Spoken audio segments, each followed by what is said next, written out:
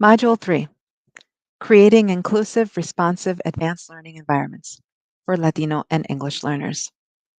In this module, we're going to focus on creating learning environments that recognize, nurture, and challenge the advanced potential of our Latino and ELS students. Together, we're going to explore research-based strategies and practical approaches to transform our classrooms and our programs into spaces where all of our students can thrive at high levels of achievement. For starters, culturally responsive talent development. Once we expand our identification approaches, we must ensure our instructional practices nurture the advanced potential of our students. Research consistently shows that culturally responsive teaching not only benefits diverse learners, but enhances outcomes for all of our students. For example, leverage cultural funds of knowledge. There's cultural capital that exists in our Latino and ELS populations in their families. We can use that in our classroom practices to enhance their learning. For example, in a fifth grade math unit on data analysis, students designed research questions around issues important to their communities. They conducted bilingual surveys with family members and analyzed the results using sophisticated statistical methods. This approach increased engagement and their mathematical reasoning. Another way, use translanguaging pedagogies. Allow students and encourage them to access all the languages that they know. Let them use it as a linguistic resource for advanced thinking. And research shows that when ELs can process complex concepts in their native home language, their ability to demonstrate advanced thinking increases by at least 40%. What are some strategies you can do? For example, multilingual word walls for advanced vocabulary, concept mapping in multiple languages, partner discussions in their preferred language. Lastly, use cultural scaffolding. Bridge cultural differences while maintaining high cognitive demand. For example, in a literature analysis, provide explicit instruction on American literary criticism conventions while valuing interpretations influenced by students' cultural perspective. Build that background knowledge in unfamiliar contexts without reducing their intellectual challenge. The key is maintaining high cognitive demand while providing appropriate linguistic and cultural supports. Designing culturally responsive gifted services. So once Latino and ELS students are identified for gifted services, the next critical step is ensuring that the educational environment and the curriculum affirm their cultural identities while developing their exceptional abilities. 4 ways that we can do that. Cultural affirmation. Integrate multicultural content that reflects students' heritage and expands intercultural understanding. So include texts by diverse authors, examine historical events from multiple perspectives, and explore contributions of Latino scientists, mathematicians, artists, and leaders. Create a physical environment that visually represents diverse cultures through the artwork, posters, displays, and materials that you have in the classroom or in your school. Next, cognitive challenge. Maintain high cognitive demand while scaffolding language. Implement depth and complexity frameworks, problem-based learning, Socratic seminars with appropriate linguistic supports. Focus assessment on complex thinking rather than English mechanics, allowing students to demonstrate understanding through multiple modalities. Next, identify support. So create opportunities for like-minded peers to connect with others who share similar experiences. Discuss issues of cultural identity, biculturalism, and navigating multiple worlds. Develop mentorship programs, connecting students with successful professionals who share their cultural background and understand their journey. Lastly, language development. Integrate content and language objectives in advanced curriculum. Provide explicit instruction in academic vocabulary needed for complex discourse. Implement sentence frames, graphic organizers, and visual supports that enable participation in high level discussions.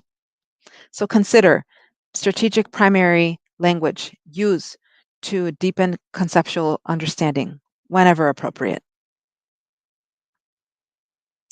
Here's a real world example. Baldwin Elementary School in San Diego.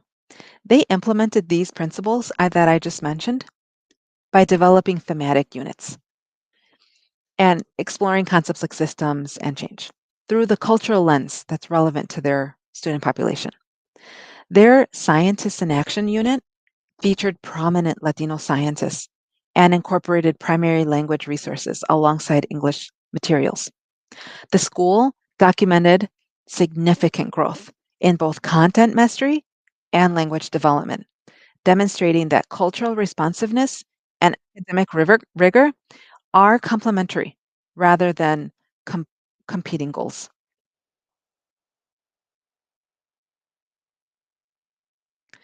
Linguistic scaffolding in advanced academic settings.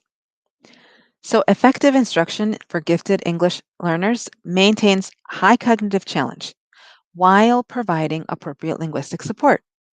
So, the goal is to ensure that language differences do not become the barrier to accessing advanced content or demonstrating complex thinking. For example, vocabulary development. So, pre teach critical academic vocabulary needed for content mastery. So, distinguish between Tier 1, which is everyday language, Tier 2, academic language, and Tier 3, discipline specific language or vocabulary, focusing explicit instruction on Tiers 2 and 3. Create personal dictionaries, semantic maps, word study notebooks to deepen understanding of culture of specific specialized terminology. Next, discourse structures. Model academic discussion formats through the think alouds and guided practice. Provide structured conversations, protocols like Socratic seminars with sentence starters that support student participation. So gradually increase expectations for independent academic discourse as students develop their confidence and their competency. Next, comprehension supports.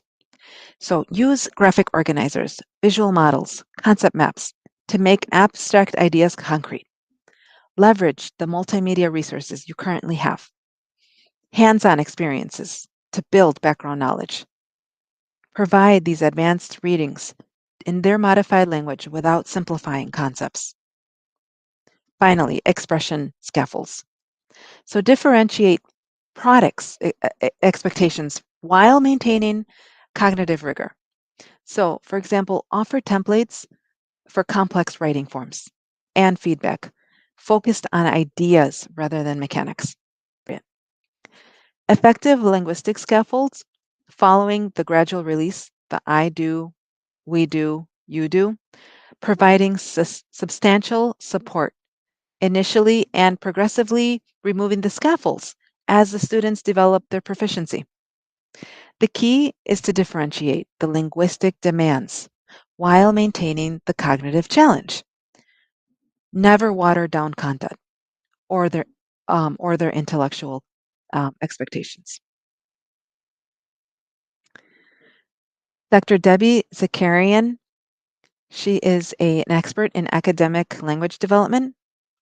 She said, the presence of linguistic scaffolds in advanced academic settings doesn't indicate a lowering of standards, but rather represents a commitment to ensuring equitable access to rigorous learning experiences.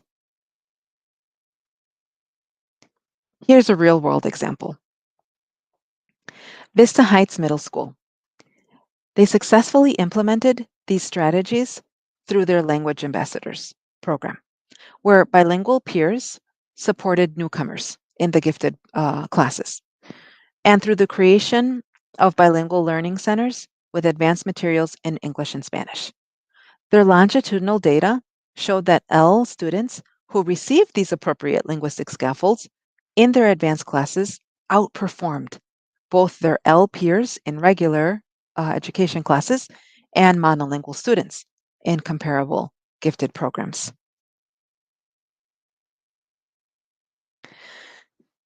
Talent development within the MTSS framework. There's 3 tiers. Tier 1, universal enrichment. All students receive this enrichment. High quality, upward differentiated during core instruction for all students. Tier 2, targeted enrichment. Advanced opportunities for some students to pursue personalized learning, curricular extensions, and enhancements. Finally, Tier 3, intensive enrichment. This is an individualized acceleration and enrichment that few students need, and students that demonstrate exceptional ability or rapid growth. So, implementing this tiered approach requires robust progress monitoring systems that track growth rather than just their achievement. For L students, this means documenting their cognitive growth separately from their language acquisition, using performance assessments, portfolio evaluations, or observational data, alongside more traditional measures, such as standardized assessments. Here's a real world example. This is the MTSS framework for advanced learners for my district, MPS. We developed this last year to support teachers in helping them provide services for their advanced learners in their classrooms. Many times, parents and teachers expect us, my department, advanced academic programs, to provide a pull-up program or a separate program or a magnet school for these students. However, we really want teachers to feel empowered and build capacity in helping them serve their advanced learners in the classroom. Here are some examples that we have in our programs we have in our district. So on the left side of the pyramid, you're going to see academic services that can be provided. On the right side of the pyramid, you'll see mindset shifts and advocacy. So these are our thinking patterns and our strength-based perspectives that we want to train our teachers to have. So in Tier 1, we can include things like arts integration, providing choice, curricular extensions, enrichment camps and clubs, flexible thinking groups, higher order thinking skills, inquiry-based learning, My Path with iReady, passion projects, Genius Hour, project-based learning, and so on. And what we want teachers to, the mindset we want teachers to have in Tier 1 is identify those teacher and non-teacher pleasing behaviors, create an optimal learning environment through enrichment, and focus on student strengths. In Tier 2, targeted enrichments for some. So these kinds of services and programs include like accelerated pace, advanced classes, cluster grouping, maybe competitions, conceptual discussions, curriculum compacting, depth and complexity projects, and so on. The mindset we would like teachers to have is to create opportunities for engagement with both intellectual and age level peers. We want them to offer authentic challenge and think about upward differentiation. Match the student need with appropriate services and maximize students' talents. Tier 3, these are services that few students need.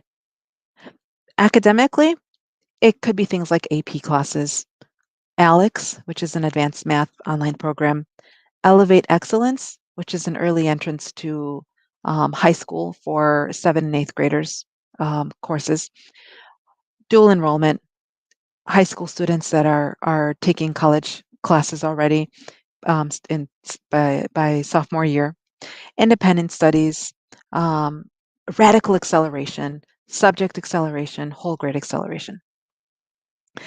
The thinking and advocacy we want students to have is, students need proactive counseling for gifted learners on affective issues and academic underachievement. Also, we want teachers to advocate for advanced learning opportunities based on the student's need. And so we have trained our teachers to use this MTSS framework for advanced learners, and we support them in the classroom with these services. Here's a real world example. Another real world example, Paradise Valley Unified School District in Arizona. They have successfully integrated their gifted services within their MTSS framework by training all teachers in differentiation strategies, implementing universal screening at multiple grade levels, and creating talent development pools that provide enrichment before formal identification. Their system emphasizes dynamic movement between tiers based on ongoing assessment, resulting in a more fluid and responsive services that better accommodate the asynchronous development patterns that are often seen in gifted bilingual learners. Here's another real world example. Garfield Elementary. They implemented this MTSS framework and saw Latino and L participation in advanced programs increase from 8 to 32% within 3 years. More importantly, these students maintained a 94 retention rate in advanced programs throughout middle and high school compared to the previous 45% retention rate. What is the point to identify these students if we can't keep them in the programs? So it's very, very important to continue to provide nurturing services and that will nurture their talent through enrichment. Lastly, here's another case study, transforming practice at Washington Middle School. So in their 4-year plan, their starting point was they had a high student Latino population, 42%. However, 7% were and 7% were Ls in the advanced programs. 18% of the school population, 2% of them were in advanced programs. And they surveyed the teachers and they revealed unconscious bias in their talent recognition. So, year 1, they did a whole identification reform. They did universal screening in English and Spanish, trained their teachers. Year 2, they instructional transformation, professional development on culturally responsive advanced instruction, like we have been discussing, were beginning to be implemented in talent development groups and their enrichment hour. Finally, in year 3, they had a systems alignment. So they developed their MTSS framework specifically for advanced learners, like we did in MPS. And they created these talent development progression across grade levels. So they established a bilingual family engagement program and implemented data tracking systems for continuous improvement. Their results show that Latino students reached 38% of advanced program enrollment, and their Ls reached 15%. Both are proportionate representation. And so Principal Carmen Suarez, she attributed the success from shifting from a fixed mindset perspective about who can be advanced to a growth mindset focused on talent development for all of their students, coupled with concrete changes in how they identify and serve their students.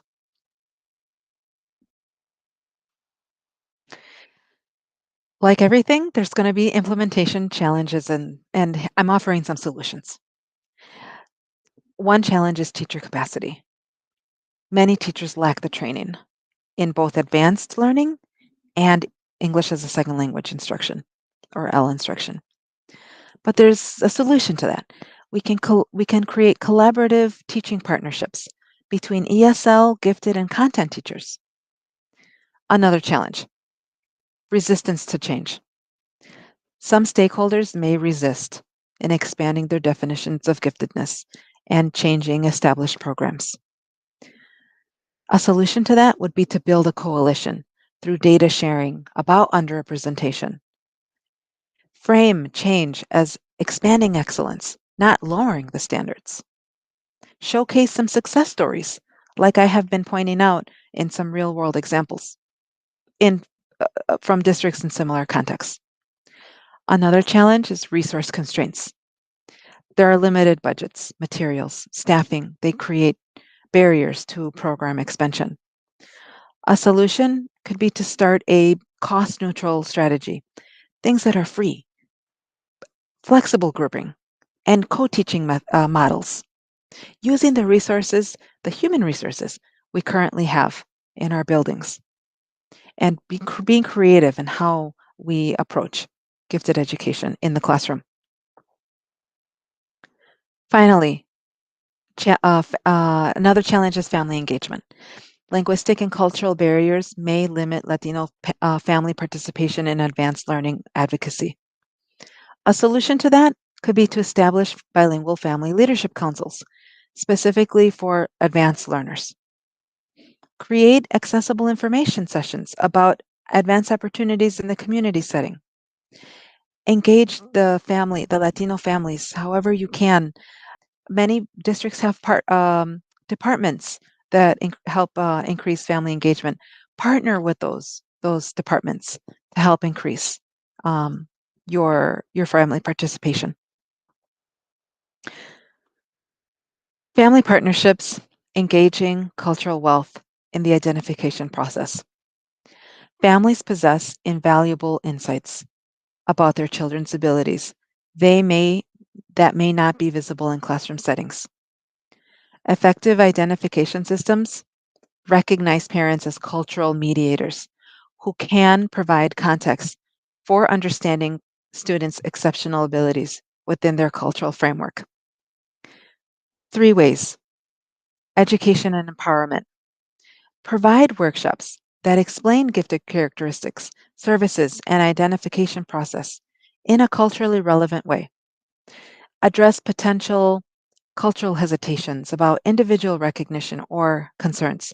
Emphasize that giftedness exists in all cultural groups and different cultures value different expressions of intelligence, and all perspectives are valuable.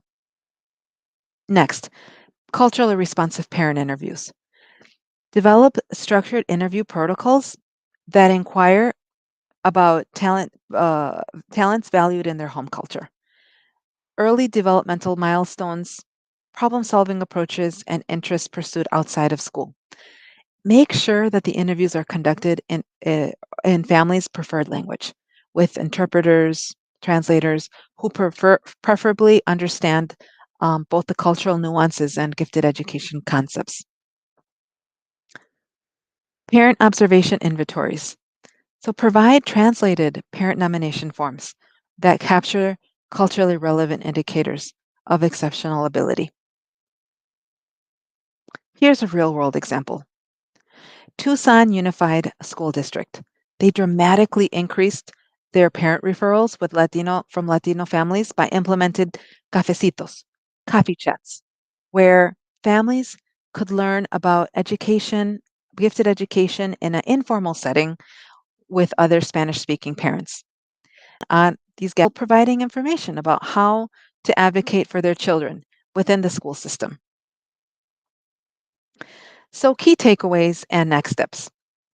Every student deserves the opportunity to develop their advanced potential. As educators, we're committed to equity.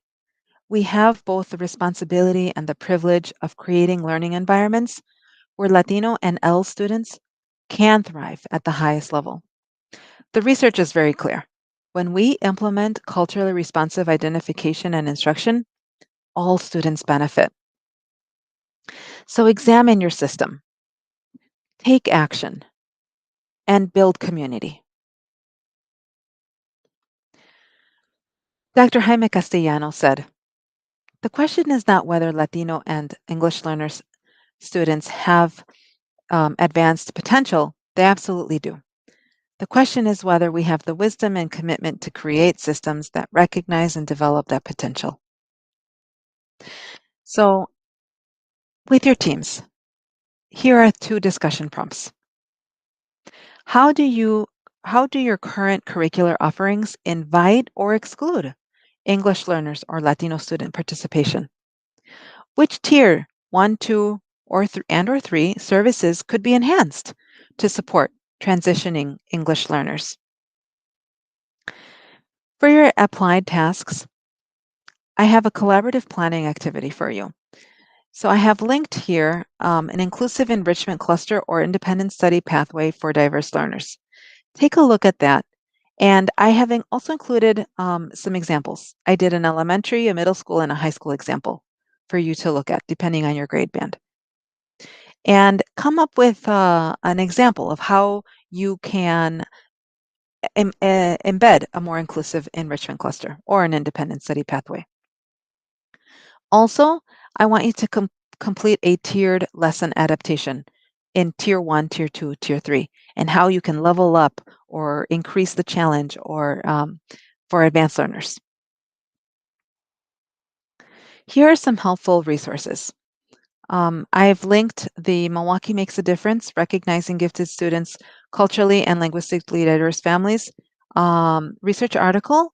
Go ahead and take a look at that and discover some of the ways that we in Milwaukee have been able to increase access to advanced learning opportunities for our students. And I've also linked the Milwaukee Public Schools MTSS for advanced learners. Feel free to make a copy of that if you would like. And that is the end of module 3. Thank you.